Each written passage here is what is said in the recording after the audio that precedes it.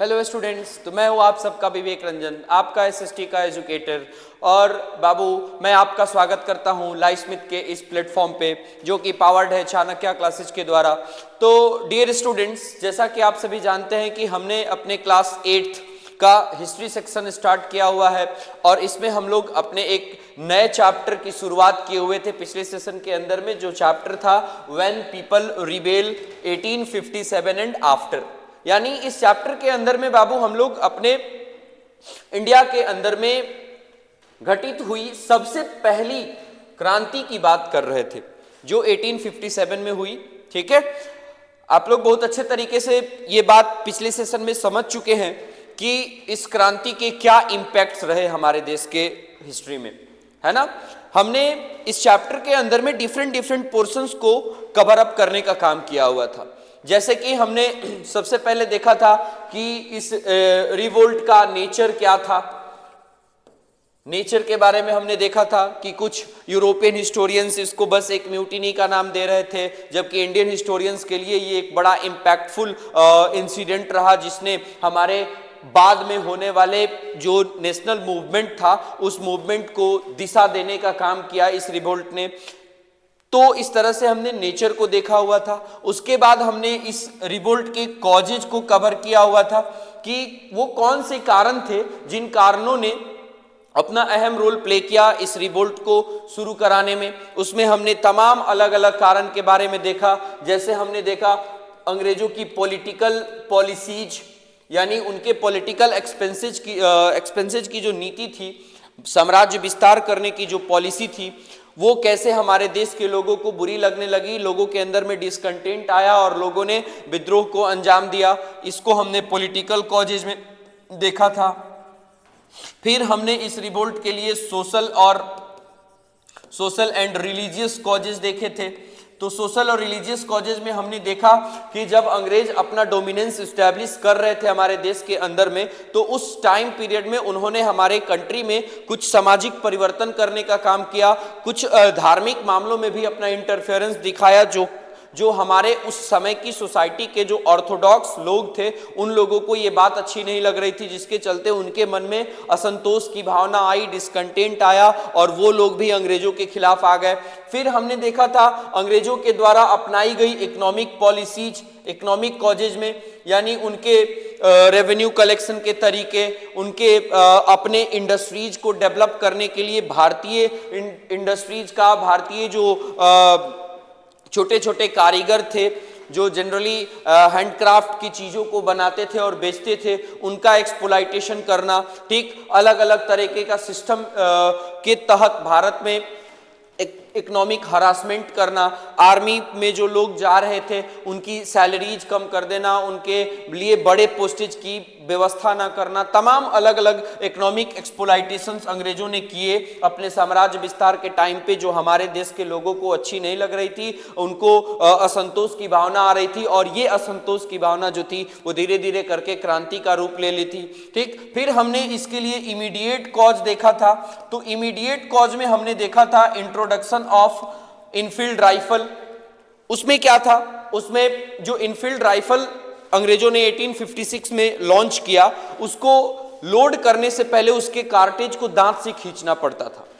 तो ऐसी अफवाह फैल गई, ऐसा र्यूमर निकल गया देश के अंदर में कि उस कार्टेज को जो दांत से खींचते हैं उसमें गाय और सूअर की चर्बियां मिला करके बनाई गई है। अब ये इंडियन सोल्जर्स को काफी बुरी लगने लगी बात, चाहे वो हिंदू सोल्जर्स हो या फिर मुस्लिम सोल्जर्स हो, दोनों को ही ये बात धर्म पे लग रही थी कि अंग्रेज हमारे धर्म के साथ खिलवाड़ कर रहे हैं, हमारी बिलीफ के साथ खिलवाड़ कर रहे हैं, ये बर्दाश्त नहीं करेंगे। और मंगल पांडे ने इनिशिएटिव लिया, उसने 2 अंग्रेजी सिपाहियों को, ऑफिसर्स को मार दिया, जिसमें मैंने आपको नाम भी बताया था, एक बाग और एक ह्यूसन, 2 अधिकारी थे जिनको उसने मार दिया, जिसके चलते मंगल पांडे को फांसी दे दी गई। और वहीं फांसी का बदला लेने के लिए हमारे देश के वैसे सोल्जर्स जो ब्रिटिश इंडियन आर्मी में काम कर रहे थे, उन्होंने अपनी अपनी छावनियों में, अपने अपने इन्फेंट्री बटालियंस में ऑफिसर्स पे अटैक करना शुरू कर दिया, छावनियों को जलाना शुरू कर दिया, और ये हमारा रिवोल्ट जो था वो शुरू हो गया। यानी इनफील्ड राइफल का इंट्रोडक्शन जो था वो हमारे रिवोल्ट का इमीडिएट कॉज था। तो ये सारी चीजें हमने कॉजेज में देखा था। फिर हमने देखा था रिवोल्ट का प्रसार यानी स्टार्टिंग ऑफ रिवोल्ट देखा था, या फिर यूं कह लीजिए कि इसके स्टार्टिंग में जो कौन कौन से इवेंट हुए किन किन जगहों पे, ठीक है, मतलब कौन कौन से सेंटर्स रहे हमारे रिवोल्ट के। जैसे हमने अलग अलग जगहों पे देखा कि रिवोल्ट हुआ, जैसे दिल्ली में सबसे पहले तो शुरू हुआ था बैरकपुर, जहां पे मंगल पांडे ने इस क्रांति की शुरुआत की। उसके बाद सबसे बड़े लेवल पे इस विद्रोह की शुरुआत अगर किसी जगह को माना जाता है तो वो मेरठ था।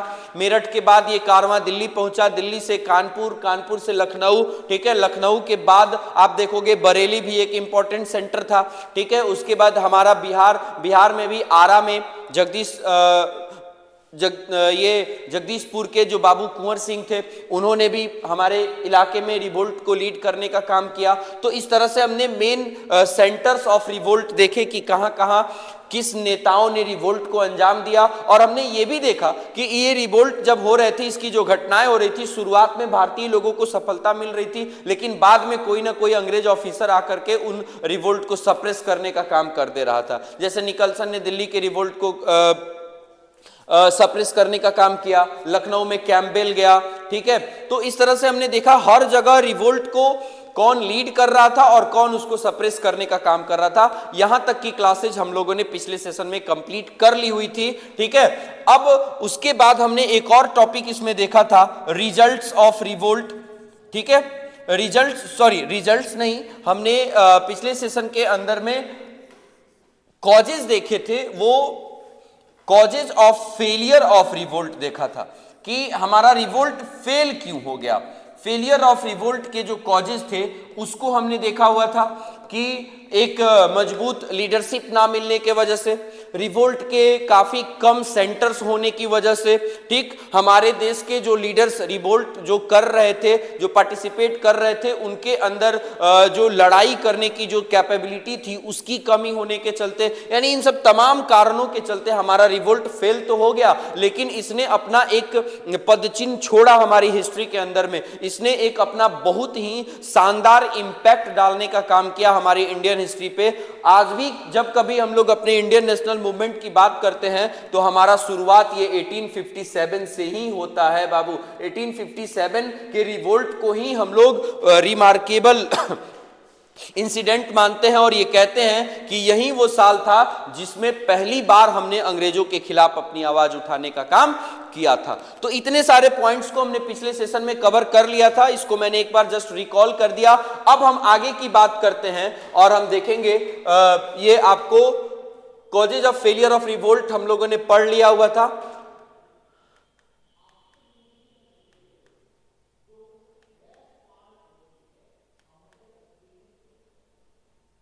रिजल्ट्स ऑफ रिवोल्ट हम लोगों का अगला टॉपिक होने वाला है। रिजल्ट्स ऑफ रिवोल्ट के बारे में हम लोग इस सेशन के अंदर में इसको कंप्लीट करने का काम करेंगे, ठीक है। तो देखिए, revolt produced far reaching results और कंसिक्वेंसेज। हमारा ये जो 1857 का रिवोल्ट हुआ बाबू, इस रिवोल्ट ने, ठीक है, हमारे लिए काफी अच्छे इंपैक्ट पैदा करने का काम किया और इसके काफी पॉजिटिव और नेगेटिव दोनों तरह के कंसिक्वेंसेज हमें देखने को मिलते हैं, ठीक है। हम लोग नेगेटिव कंसिक्वेंस के मामले में ये कह सकते हैं कि उसके बाद हम अंग्रेजों के पहले कॉलोनी हुआ करते थे, हमारे ऊपर कंपनी का शासन था, लेकिन जैसे ही हमारा रिवोल्ट खत्म हुआ, रिवोल्ट फेल हुआ, तो अब हम ब्रिटिश क्राउन के गुलाम बन गए, हम उनके अब सब्जेक्ट्स बन गए, प्रजा बन गए और वो हमारे शासक बन गए। तो ये हमारे लिए नेगेटिव था, ठीक है। लेकिन कई मामलों में हम लोग इसको देखते हैं कि इसके पॉजिटिव रिजल्ट्स भी हमारे सामने आते हैं। इसने हमारे देश के नेताओं को मोटिवेट करने का काम किया, एक उनके अंदर एनर्जी सर्कुलेट करने का काम किया कि अगर ये चीज उन्हें पता चल चुका था, एक पॉजिटिव हमें इस रिवोल्ट से मिला था कि अगर हमने इतनी एकता दिखाई तो हमने अंग्रेजों को इतना परेशान कर दिया, अगर एक और बार अगर जीतोड़ कोशिश की जाए तो हम काफी बेहतर तरीके से, ठीक है, अंग्रेजों से बदला ले सकते हैं, उनकी भाषा में उनको जवाब दे करके उनको भारत से खदेड़ने का काम कर सकते हैं। तो ये देखेंगे कि कैसे हम लोग कंपनी के शासन से निकल के कैसे ब्रिटिश क्राउन के अंडर में चले गए, ये बात हमें समझना है, ठीक है। कंसिक्वेंसेज ऑफ द रिवोल्ट के रूप में, रिजल्ट्स ऑफ द रिवोल्ट के रूप में, ठीक है। अब देखेंगे The governance of the company ended in India by an act passed by the British Parliament in August 1858. British parliament ने 1858 में एक एक्ट पास किया, ठीक है, उसको गवर्नमेंट ऑफ इंडिया एक्ट 1858 के नाम से जाना जाता है। तो इस एक्ट के तहत भारत में कंपनी के शासन को खत्म कर दिया गया, कंपनी के शासन को एंड घोषित कर दिया गया, समाप्त घोषित कर दिया गया, और इस तरह से भारत का जो शासन था उसको ब्रिटिश क्राउन के हाथों में सौंप दिया गया। यानी अब भारत में जो कुछ भी डिसीजंस लिए जाने थे 1857 के बाद, उसका सारा का सारा डिसीजन कौन लेने वाला था? ब्रिटिश क्राउन या ब्रिटिश पार्लियामेंट लेने वाला था। यानी अभी तक हमारे देश में जो डोमिनेशन था वो ब्रिटिश ईस्ट इंडिया कंपनी का था। यानी ब्रिटिश ईस्ट इंडिया कंपनी की स्थापना से लेकर के 1857 तक जो भी डोमिनेशंस हुए, जो भी भारत में एक्सप्लॉयटेशंस हुए या जो भी चेंजेस आए, वो बेसिकली भारत के गवर्नर्स के जिम्मे था, और वो गवर्नर्स कंपनी के गवर्नर हुआ करते थे, जो पहले जनरली बंगाल के गवर्नर थे और फिर भारत के गवर्नर जनरल बनने लगे। लेकिन अब ये सिस्टम बदल रहा था। जब क्रांति हुई तो क्रांति के बाद कंपनी के शासन को एंड घोषित कर दिया गया, समाप्ति की घोषणा कर दी गई, और सिस्टम ब्रिटिश क्राउन और ब्रिटिश पार्लियामेंट के अंदर में आ गया।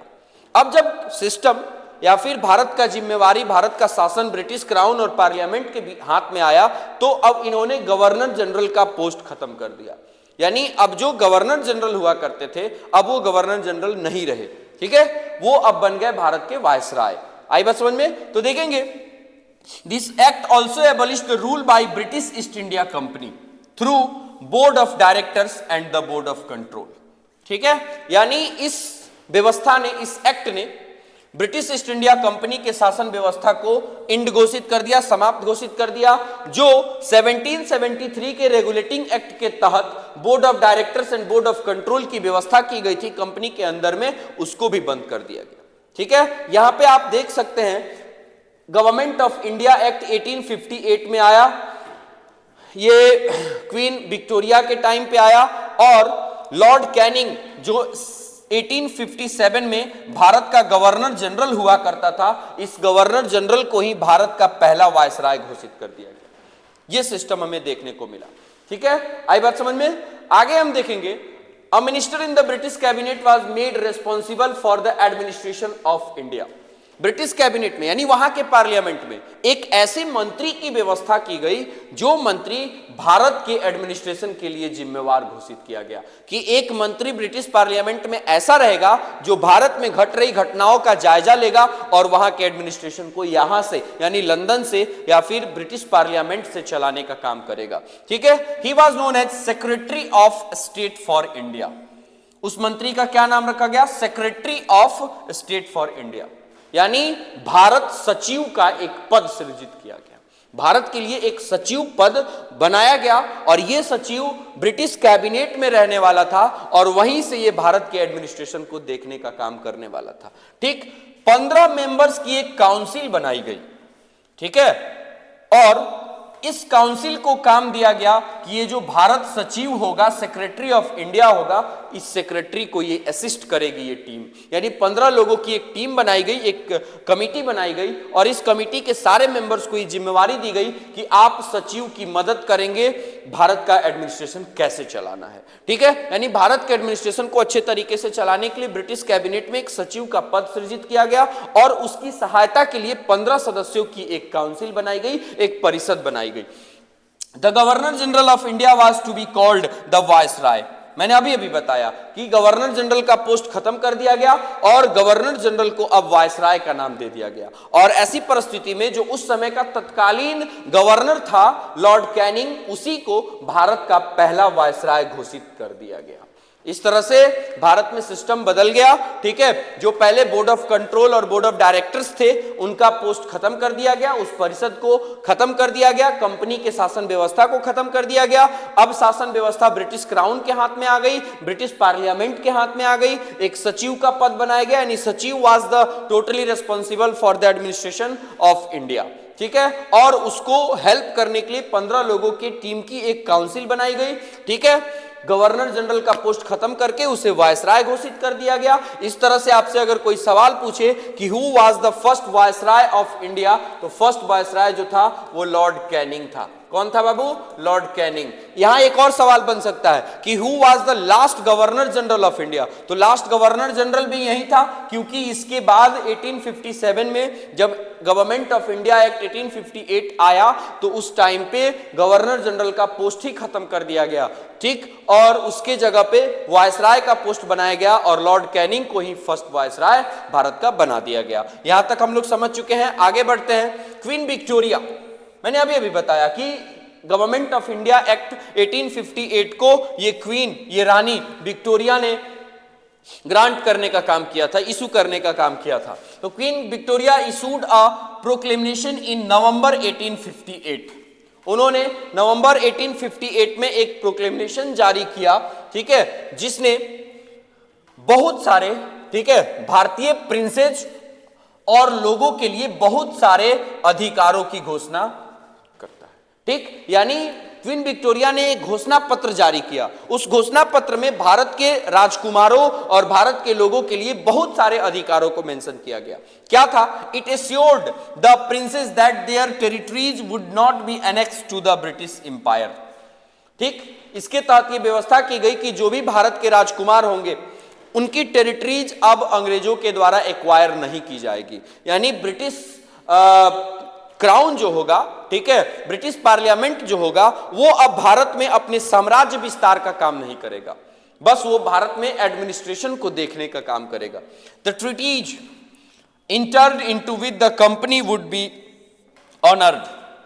जो भी भारत के राजकुमारों ने कंपनी के साथ जो समझौते किए हैं उन सारे समझौतों का मान रखा जाएगा, उन सारे समझौतों के शर्तों को ब्रिटिश क्राउन मानेगी, ब्रिटिश पार्लियामेंट उसको तरजीह देगी, ठीक। They would be given the right to adopt sons, ठीक है। यानी डॉक्ट्रिन ऑफ लैप्स के तहत जो व्यवस्था कर दी गई थी कि आप अपने लिए लड़कों को अडॉप्ट नहीं कर सकते, वो भी बंद कर दिया जाएगा। यानी अब भारत के राजाओं को ये अधिकार दे दिया गया कि आप अपने लिए लड़कों को गोद ले सकते थे। The proclamation guaranteed full religious freedom. इस घोषणा पत्र ने भारत के लोगों को यह अधिकार दिया कि आप एकदम फ्री होकर के अपने लिए किसी भी धर्म का चुनाव कर सकते थे, ठीक है। यानी इस घोषणा पत्र में ये सारी बातें आई कि राजकुमार के जो राज्य होंगे उन पे ब्रिटिश अपना कोई भी एनेक्सेशन का काम नहीं करेंगे, ठीक है। उनको अपने लिए लड़कों को गोद लेने की भी आजादी दे दी जाएगी, ठीक है। उसके बाद जो भी ट्रीटीज की गई हैं उनको ऑनर किया जाएगा, ठीक है, और साथ ही साथ भारत के लोगों को उनकी धार्मिक स्वतंत्रता भी दी जाएगी। ये तो थी बात राजकुमारों और लोगों के लिए। अब देखते हैं मिलिट्री में क्या सुधार किया गया इस एक्ट के तहत, देखेंगे। It also proclaim that the Indians would be appointed to high post if they were qualified, ठीक है।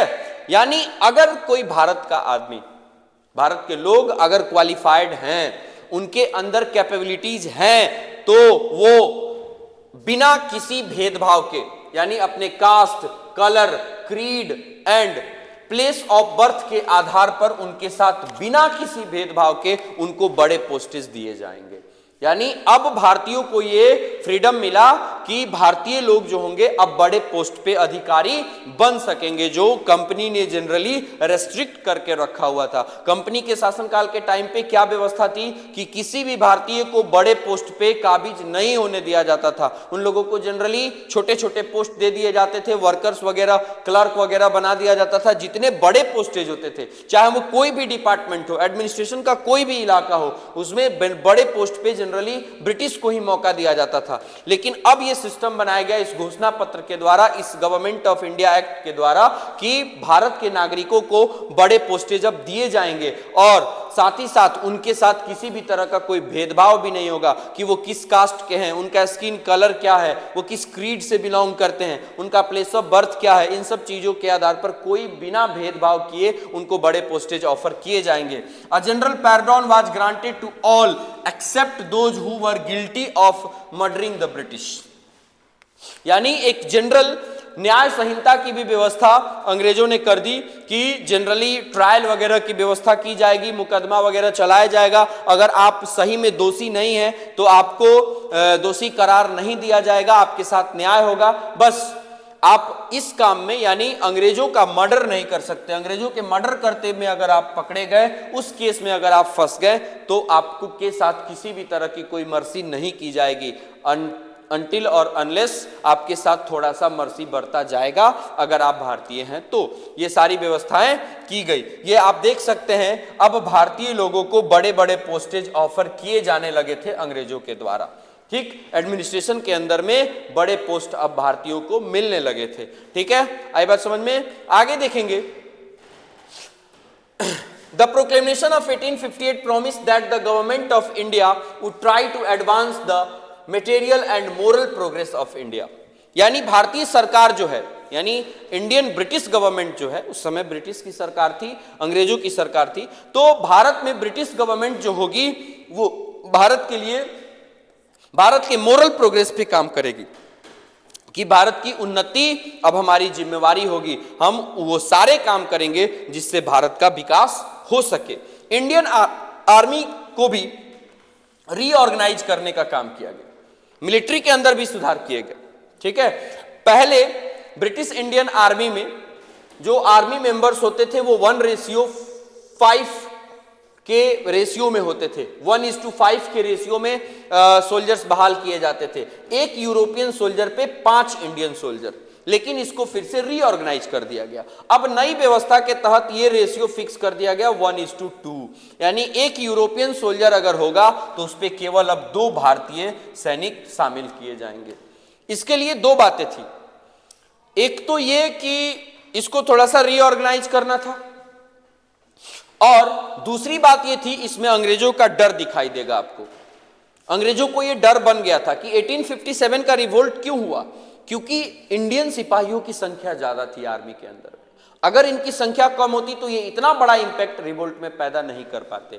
इस डर से भी अंग्रेजों ने इस रेशियो को कम कर दिया कि अब केवल 2 भारतीय सैनिक ही होंगे एक यूरोपियन सोल्जर पे, यानी अब आर्मी के अंदर में यूरोपियन सोल्जर्स की संख्या को बढ़ाया जाएगा, ताकि अगर किसी भी बटालियन के अंदर में, किसी भी छावनी के अंदर में भारतीय सैनिक अगर किसी तरह का विद्रोह करने की कोशिश करते हैं तो यूरोपियन सोल्जर्स उनका सामना कर सके। इसलिए भारतीय सैनिकों की संख्या अब कम कर दी गई, यानी अब केवल, ठीक है, 2 इंडियन पे केवल 1 यूरोपियन सोल्जर की व्यवस्था हो रही थी। ठीक है, जो कि पहले 1:5 के रेशियो में हुआ करता था। ठीक, आगे आप देखेंगे, last but not the least, The revolt of 1857 was undoubtedly a great struggle of Indian people for freedom from British imperialism। ठीक है, अगर हम ओवरऑल बात करें, कंक्लूसिव बात करें तो हमें यह मिलेगा कि 1857 का जो रिवोल्ट था, ठीक है, वो भारतीयों के लिए बहुत बड़ा मतलब रखने वाला रिवोल्ट था, क्योंकि इस रिवोल्ट के बाद भारतीय लोगों को यह समझ में आ गया कि ये हमारी पहली लड़ाई थी, हमने पहली बार हिम्मत दिखाई थी कि हम अंग्रेजों का सामना कर सकते थे। आई बात समझ में? इसलिए इस रिवोल्ट का हमारे देश के इतिहास में बहुत बड़ा इंपैक्ट माना जाता है कि इसने हमें यह सिखाने का मौका दिया कि अगर हम यूनाइटेड होकर के लड़ें तो किसी भी शक्ति से टकरा सकते हैं, किसी भी पावर को हम घुटने टेकने पे मजबूर कर सकते हैं। तो इसलिए, ठीक है, ये हमारे भारत के लोगों के लिए ये फ्रीडम स्ट्रगल का पहला लड़ाई था ब्रिटिश इंपीरियलिज्म के खिलाफ। It arose national feelings among the people and pave the way for the rise of national movement.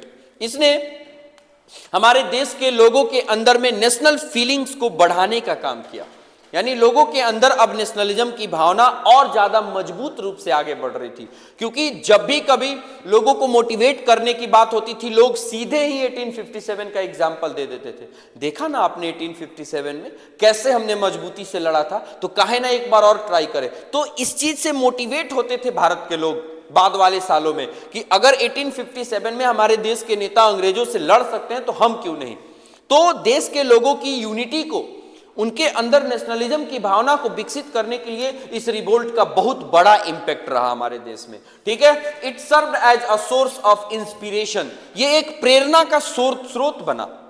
इसने बाद के सालों में जब हमने अपना नेशनल मूवमेंट शुरू किया ठीक है, काफी मजबूती के साथ, खास करके कांग्रेस की स्थापना और गांधी जी के आ जाने के बाद जब हमने अपने नेशनल मूवमेंट को काफी मजबूती से आगे बढ़ाना शुरू किया, तो हर एक पहलू में, हर एक मूवमेंट में, चाहे वो नॉन कॉपरेशन हो, सिविल डिसोबीडियंस हो, क्विट इंडिया मूवमेंट हो, किसी भी तरह का मूवमेंट हो, हर मूवमेंट में, स्वदेशी मूवमेंट में, ठीक है, हर मूवमेंट में जब कभी लोगों को इंस्पायर करने की जरूरत पड़ती थी, लोगों को यूनाइट करने की जरूरत पड़ती थी, ऑर्गेनाइज करने की जरूरत पड़ती थी, तो 1857 का एग्जाम्पल हमारे नेता लोगों को दिया करते थे।